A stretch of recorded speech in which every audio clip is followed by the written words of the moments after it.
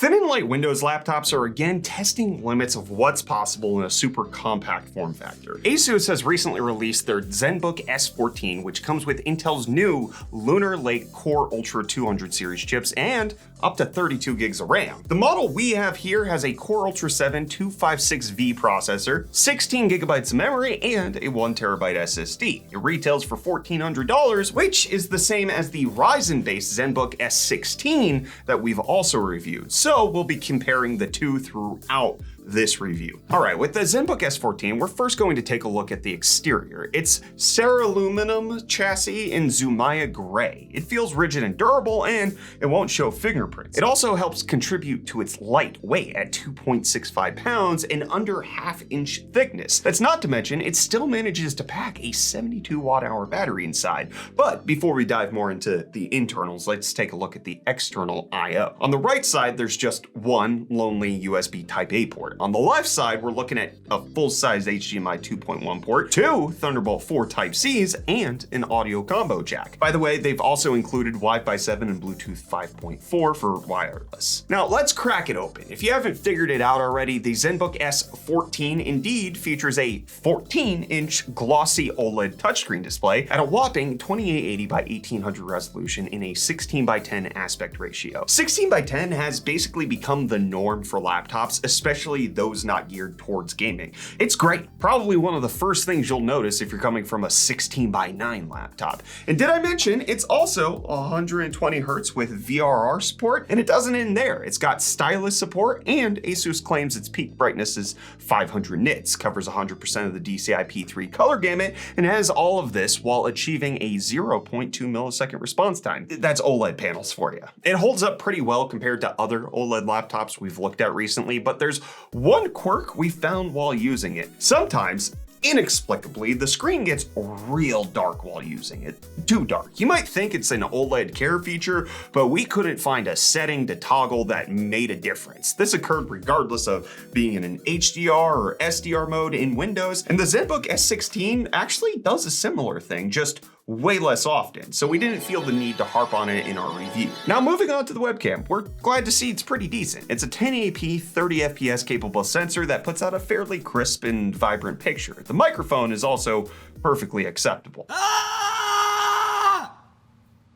Just below the display, we find the heat exhaust. It extends the whole width of the keyboard. That brings us to the keyboard itself. We've got disc-shaped keys with a 1.1 millimeter travel distance and 19.05 millimeter pitch. That's the distance between the center of the two adjacent keys. And of course, it's also backlit. The touchpad is quite large. It supports your typical Windows multi-touch gestures as well as some other smart gestures. If you swipe up or down along the right side, you can adjust the display brightness. On the left side, you can swipe to adjust volume. Swiping across the top of the touchpad allows you to scrub through media. It's very helpful. Overall, keyboard, trackpad, it's just very good. It's a solid little laptop that does everything that you're gonna need it to do for tippy typing or scrolly woolly on the go. All right, so we got the I/O out of the way. So what do you say we start talking about performance? Intel is boasting that their new generation of chips also feature a sizable boost to gaming performance. They even claim a 16% advantage over the Ryzen AI 9 HX 370. And if you've watched our previous content on this laptop, taking a look at the integrated graphics, you'll have seen it doesn't exactly live up to those numbers. Not even close, frankly. Though in fairness, the chip Intel was using in their benchmarks was the top of the line Core Ultra 9 288V paired with 32 gigs of memory. The thing is, that chip has the same GPU and CPU core count. It just has a 5% higher max boost and a slightly higher power target. If there is much of a gap between the two in games, it's probably more from the single core performance or the amount of memory, since it does have twice the amount of what we've got here. In any case, the gaming performance is undeniably getting quite close between the two silicon supergiants, even if Radeon isn't giving up the crown just yet. Keep in mind, the Zenbook S16 is the same price as the Intel-equipped S14 right now at Best Buy, while the new Core Ultra 7 trails the AI 9 365 found in the S16 and just about every way. We've also grabbed a score for the Ultra 9288V from the Geekbench 6 results search to find that it is indeed only a slight upgrade over the Ultra 7 we have here. Looking at Cinebench 2024, the story continues with another resounding victory for AMD in both single and multi-core scores. Now on to thermal performance for this little guy. We're looking at results from a CPU-heavy stress test first. Then we'll look at gaming in both the 17 watt and 28 watt modes. So we let CPU-Z run its stress test for about 17 minutes with its 28 watt full performance mode selected. The CPU package temperature settled in at about 82°C after letting it run for a while. Playing Cyberpunk 2077 at 28 watts presented a similar result, with the CPU settling to 79°C. At 17 watts in Cyberpunk, the Lunar Zenbook remained cool at just 65 Celsius. These are well within check and without terrible fan noise, something you can't take for granted in such a small laptop. And for the surface temperature, these results are just about identical to what we saw back when we reviewed the Zenbook S16 with the Ryzen AA9 365, so no major difference there. In terms of battery life, we'll look at power draw in a few different scenarios to try to extrapolate some battery life estimates. Idling at the desktop means the Zenbook S14 hovers around 6 watts of pull from the battery. Putting it to sleep allows it to fall as low as 0.248 watts, while full load sees it settle in at 30 watts in full speed mode and 26 watts in its default standard mode. All battery tests were performed unplugged with the Windows power plan set to the default balance profile. And now, since we know there's a 72 watt hour battery in here, we can make a few calculations as to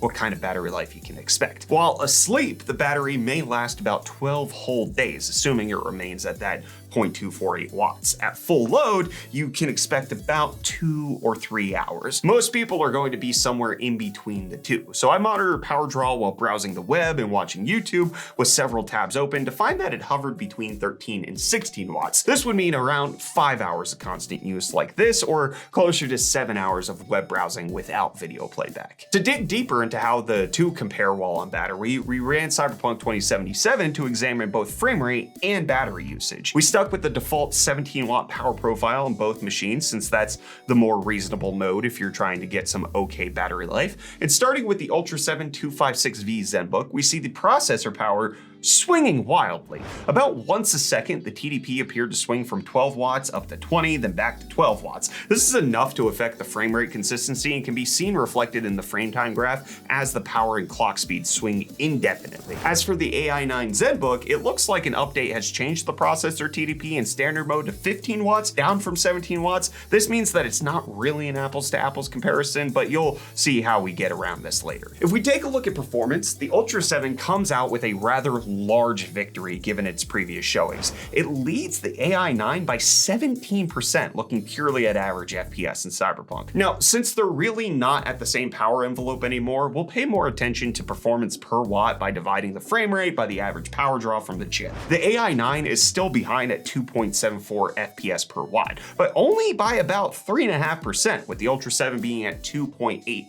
FPS per watt. Interestingly enough, the total system power draw from the battery settles to within 1 watt between the two Zenbooks. This could easily be due to the larger screen on the Zenbook S16 making up for the reduced processor power draw. But in any case, it makes us wonder if ASUS did this to make battery life more competitive. The key takeaway here is that since they both end up at 26 watts from the battery, you can likely expect just shy of 3 hours of gaming out of either model straight out of the box. And hopefully with firmware updates or maybe even driver updates, Intel can settle out the wild FPS swings that we've been seeing in our testing. Now, all right, we've got to decide who this laptop is for. It's overall in line with other laptops from ASUS we've tested. It's got excellent build quality, a stunning display, and all the features you could really ask for in an ultra-thin Windows laptop. But there's the glaring issue we've discussed for virtually this entire video. This thing is beaten in performance by ASUS's own Zenbook S16 for the same price. We've even seen the S16 on sale for $1,200 within the last couple weeks,